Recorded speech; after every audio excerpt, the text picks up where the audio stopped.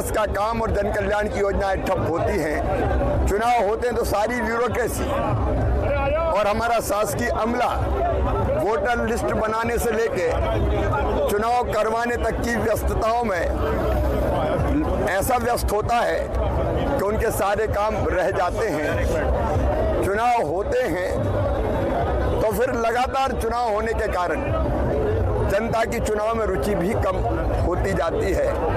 और जब समय आ जाए कि देश की प्रगति और विकास ठप ना हो, आप देखेंगे 1.25 साल पहले 3 राज्यों में चुनाव हुए, मध्य प्रदेश, छत्तीसगढ़, राजस्थान।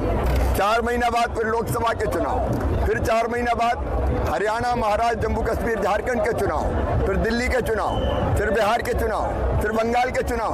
क्या देश में चुनाव ही होते रहेंगे? जनता कह रही नहीं, अब संविधान में संशोधन करो और 5 साल में एक बार लोकसभा, विधानसभा के चुनाव करो। ये मोदी जी का भी संकल्प है कि एक साथ चुनाव होना चाहिए ताकि देश की प्रगति और विकास बाधित ना हो।